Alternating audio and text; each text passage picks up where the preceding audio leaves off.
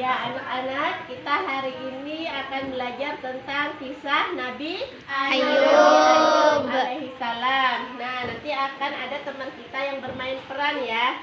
Sebelum bermain peran, Ibu akan bacakan dulu sepenggal kisah tentang Nabi Ayub alaihissalam. Silakan.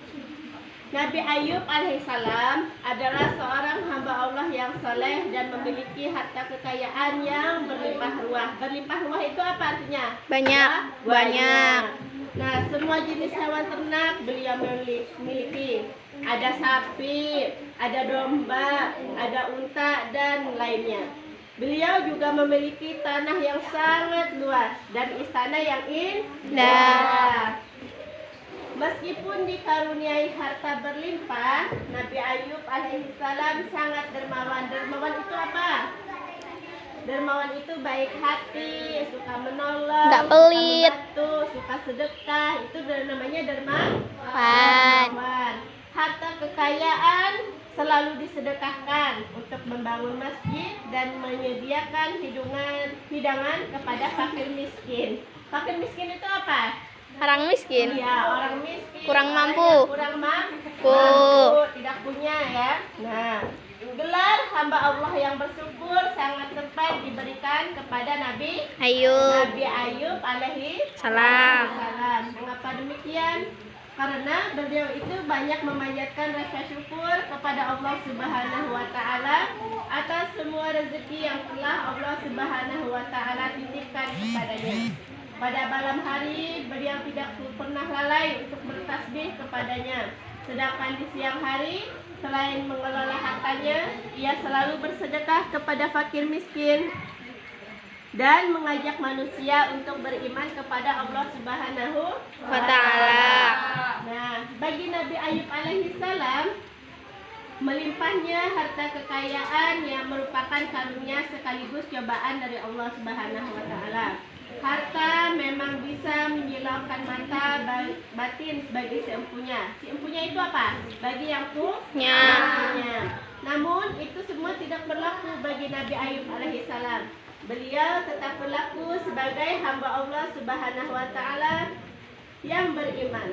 Gemerlap perhiasan dunia tidaklah membuatnya silau dan lalai. Nah, sikap Nabi Ayub alaihissalam yang selalu bersyukur dan beribadah kepada Allah Subhanahu wa taala memancing kecurigaan siapa kira-kira? Iblis. Nah, menurut anggapan iblis, dorongan keimanan Nabi Ayub alaihissalam ini disebabkan dia khawatir kalau harta benda yang dimiliki bakal diambil oleh Allah Subhanahu wa taala.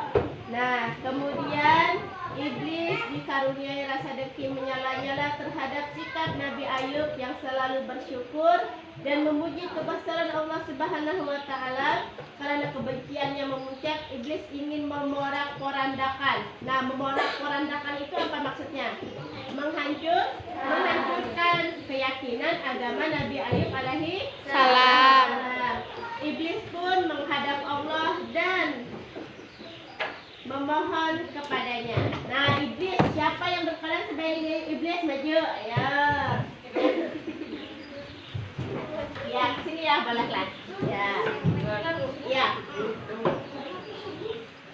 Hai Tuhan, sesungguhnya aku telah memilih bumi. Aku bisa menyesatkan siapa saja di muka bumi, kecuali para hamba-Mu yang ikhlas. Ayub adalah hamba-Mu yang ikhlas, banyak beribadah dan mengantungkan tasbih kepadamu. Itu semua karena Engkau telah melipat gandakan harta dan mengaruniakan nikmat sehat kepadanya. Tetapi kalau Engkau berkenan memberikan kekuasaan kepadaku untuk bisa mencabut semua nikmat itu, niscaya dia tidak akan pernah menjadi hamba yang bersyukur, beriman, dan bertakwa kepadamu. Ya, itu kata siapa tadi? Iblis. Ya. Nah, untuk membenarkan pendapatnya, iblis beserta pasukannya turun ke bumi. Turun, ayo, iblis turun ke bumi. Gimana bumi? Saya ke sini. Wah, lari gitu. Nah, ini kisahnya ya. Kita belajar acting. Nah, mereka melepaskan serangan dengan memusnahkan harta Nabi Ayub alaihissalam sehingga beliau menjadi orang miskin. Ayo, actingnya ke iblis menghancurkan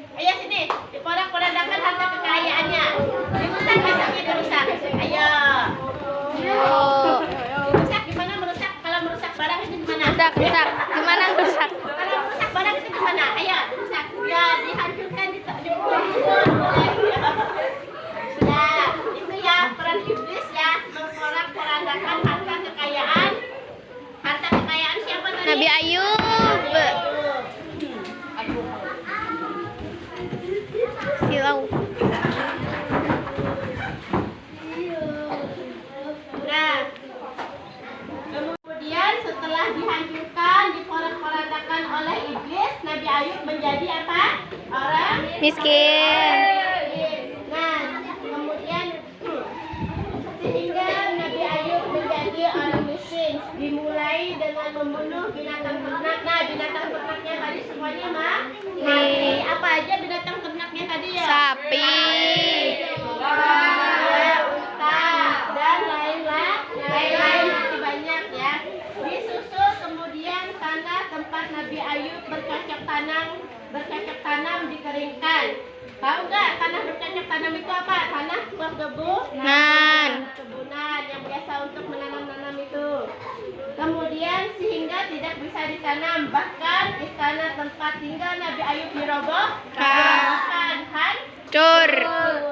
Akibatnya pilar-pilar kayu dan bebatuan bangunannya menghujani anak-anak Nabi Ayub alaihissalam. Nah, sampai mereka meninggal dunia. Nah, meninggal semua anak-anak Nabi Ayub. Nah, rentetan musibah yang menimpa Nabi Ayub alaihissalam tidak mengurangi kesabaran dan keimanannya kepada Allah Subhanahu Wa ta'ala. Nabi Ayub alaihissalam tetap sabar dan tabah menghadapinya. Iblis pun merasa kalah karena tidak mampu menggoda Nabi Ayub alaihissalam. Nah, kemudian setelah itu ada selanjutnya iblis dan pasukannya itu mengeluarkan jurus terakhir. Nah, karena tadi tidak berhasil, kemudian dengan memasukkan penyakit ke tubuh Nabi Ayub alaihissalam. Yang berperan sebagai Nabi Ayub siapa sini? Ya.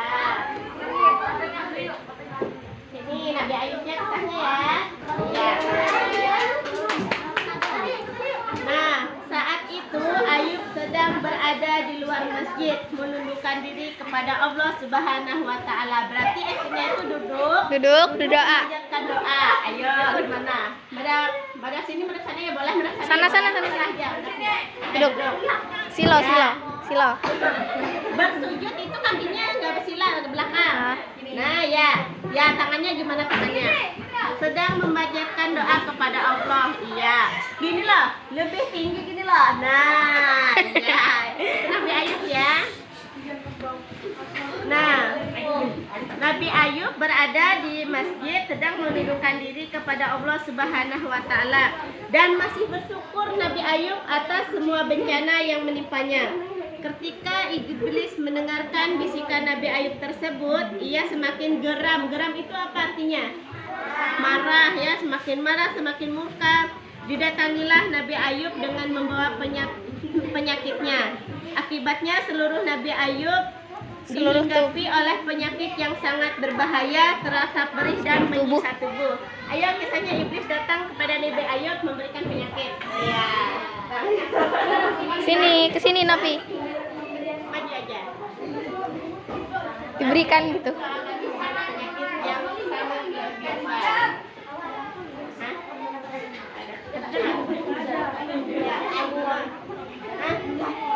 Yang keempat, gini aja.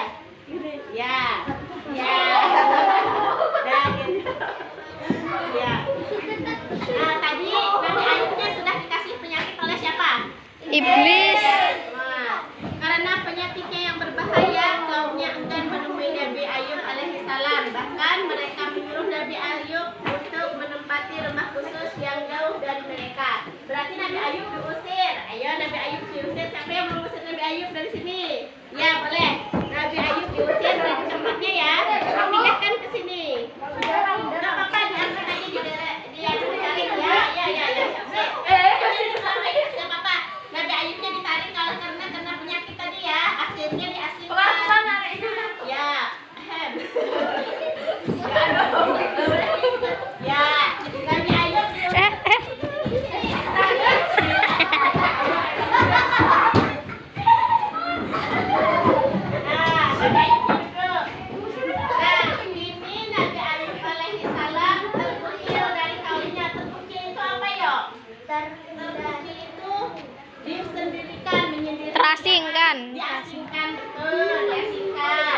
Kecuali istrinya sendiri yang bernama Rahmah bin Ibrahim. Mana Rahmahnya?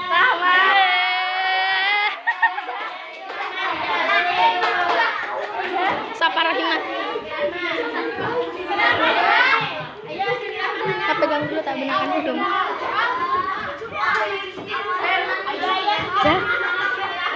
Jah.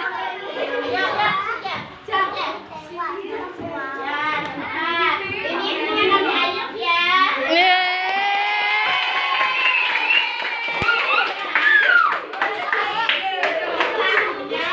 Kisahnya lah. Siapa tadi nama istrinya Nabi Ayub? Siti Rahmah. Sana. Nggak bisa ini loh, nggak. Wanita inilah, mana wanitanya? Sini. Yang senantiasa menyediakan bagi suaminya segala sesuatu yang bisa menyembuhkan dan memulihkan sakitnya. Tepuk tangan. Lalu bagaimana dengan sikap sahabat Nabi Ayub alaihissalam? Nah, diceritakan ada 2 orang sahabat yang setia mendampinginya, namun kedua sahabat tersebut kemudian meninggalkannya karena curiga bahwa Nabi Ayub alaihissalam disebabkan oleh perbuatan dosa. Jadi kawannya ini curiga bahwa sakitnya Nabi Ayub itu adalah perbuatan dosa. Nah, dengan bahasa yang tidak baik keduanya saling berbicara. Sahabat maju di sini. Sama siapa sahabatnya? Oh iya, berarti sama kita tadi bicaranya. Ayo ke sini Kak Kiti. Ya, Kitinya pada paham, kan berdua.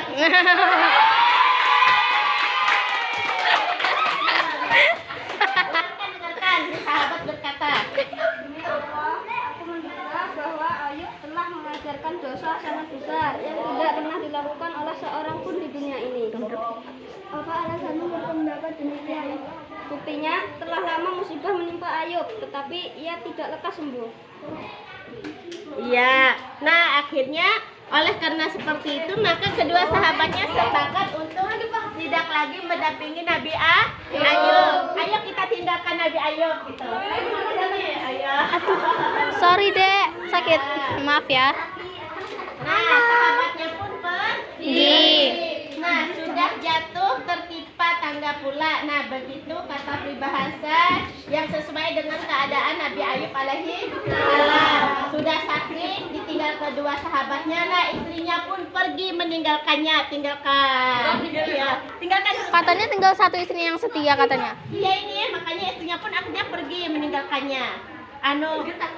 Ayub, aku ingin ayo sini aja. Ayo dah, langsung pergi aja ke sana. Ya, nggak apa-apa. Aduh, nggak berkoordinat ya mestinya. Ya, nah istrinya pun pergi meninggalkan Nabi Ayub alaihi salam. Tampaknya Rahmah tadi sudah kehabisan kesabaran merawat suaminya. Nah, bagi Nabi Ayub sendiri, Nabi Ayub nih. Kepergian sahabat-sahabatnya tidaklah begitu menyedihkan, tetapi beliau sangat kecewa ketika istrinya juga pergi meninggalkannya. Saking terpuruknya sampai-sampai Nabi Ayub alaihissalam bernazar, demi Allah, jika suatu saat nanti istriku kembali, aku akan memukulnya sebanyak berapa kali ya? 100 kali. Nah, tidak ada hamba Allah yang ketabahannya melebihi Nabi Ayub alaihissalam. Musibah ludesnya harta benda, anak-anak yang mati, bahkan sakit yang lama menimpa dirinya tidak mempengaruhi dirinya untuk berpaling dari Allah Subhanahu wa Ta'ala. Bahkan beliau semakin menambah keimanannya dan bersyukur. Karena sikapnya tersebut, iblis takluk. Artinya takluk itu apa ya? Merasakan Allah di hadapannya. Segala daya dan upaya iblis tidak mampu menggoyahkan ketabahan Nabi Ayub alaihissalam. Hingga saatnya tiba, Allah menyembuhkan Nabi Ayub alaihissalam melalui perantaraan malaikat Jibril. Mana Jibrilnya? Malaikat Jibril turun dari langit ke bumi. Gimana kalau turun? Ya, sini. Ya. Mengucapkan salam kepada Nabi Ayub. Salamnya. Assalamualaikum wahai Ayub. Waalaikumsalam warahmatullahi wabarakatuh. Siapa kamu dan mengapa kamu datang kemari? Aku Jibril, telah diutus oleh Allah Subhanahu wa Ta'ala. Nah, kemudian Jibril memberi kabar gembira kepada Nabi Ayub alaihissalam bahwa dia diutus untuk membawa kesembuhan dan mengaruniakan kembali harta kekayaan, keluarga dan anak-anaknya. Mendengar kabar berita itu, Nabi Ayub merasa sangat bahagia. Nah, Nabi Ayub membawa kabar gembira. Nabi Ayub, siapa tadi? Malaikat Jibril. Nah, segala puji bagi Allah atas semua anugerah. Nah, berarti ini yang segala puji bagi Allah adalah salah nulis. Oh iya. Segala puji bagi Allah atas semua anugerah dan nikmatnya. Ucap siapa? Nabi Ayub. Nabi Ayub terharu. Tidak terasa air mata jatuh membasahi pipi Nabi Ayub. Ia pun menunduk sujud. Gimana sujud tadi? Sujud. Ya. Nah, bangkitlah wahai Ayub. Aja Jibril. Gimana? Bangkitlah wahai Ayub. Nah, berdiri berarti Ayubnya. Nah, dalam keadaan lemah Ayub pun berdiri. Kemudian malaikat Jibril memerintahkan Nabi Ayub untuk menghentakkan kakinya di atas tanah. Ayo, gimana Jibril menyuruh hantakkan kakimu wahai Ayub. Hentakan kakimu wahai Ayub. Iya. Barangnya gini kah? Gitu. Yang prostop. Iya. Maka memancarlah air dari tempat hentakan kakinya. Atas perintah malaikat Jibril, Nabi Ayub, nah kan keluar air tuh dari hentakan kakinya tadi. Atas perintah Jibril, Nabi Ayub mandi dan meminum air dari tempat keluarnya air tadi. Gimana mandi? Tadi mandi kesini mandi. Ya mandi. duduk. Dah. Gimana mandi Nabi Ayub? Ya, kemudian meminum airnya kisahnya pulang. Ya, nah dalam waktu sekejap Nabi Ayub alaihissalam langsung sembuh dan kini wajah dan tubuh Nabi Ayub kembali seperti sedia kala. Tidak ada bekas penyakit sedikit pun. Ayo Nabi Ayub berdiri. Nabi Ayubnya kembali menjadi ganteng. Nah, kemudian ketika itulah Rahmah yang sudah insaf kembali. Rahmah menyatakan penyesalannya. Ayo Rahmah. Dan ingin hidup bersama Nabi Ayub. Mana Rahmah tadi? Rahmah tadi maju lagi.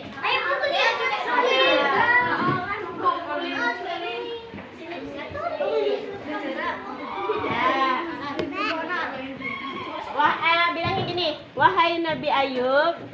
Gimana? Gak bisa. Gak apa-apa. Aku ingin minta maaf gitu aja, Gen. Iya. Wahai Nabi Ayub. Minta maaf gitu. Maafkan aku itu, Gen. Gimana? Sudah. Gimana tadi? Maafkan aku itu. Aku ingin kembali kepadamu gitu. Iya. Ayo, sih. Hai Nabi Ayub. Wahai Nabi Ayub suamiku. Iya, sih. Coba, bisa lah. Enggak. Ya, anggaplah seperti itu ya. Nabi Siti Rahmanya sudah minta maaf ya. Nah, karena Nabi Ayub pernah bernazar. Ada lah rumput lah. Ada mana? Ya di sini jangan rumput dulu. Nah, karena 100 biji. pernah bernazar untuk memukul siapa istrinya. Ini Dengan istrinya. beberapa kali pukulan, ia pun harus memenuhi nazarnya. Nazar itu seperti janji hutang kita ya. Namun Ayub adalah seorang lelaki yang lembut hati. Dia tidak pernah tega memukul istrinya, apalagi sebanyak 100 kali. Maka diambilnyalah batang 100 biji lagi. Kemudian beliau menghubungkan ikatan pada istrinya satu kali. Adalah cukupnya, iya bareng aja sini. Ini. Ya. Hah? Udah seadanya. Enggak apa-apa seadanya. Ini anu. Menunggu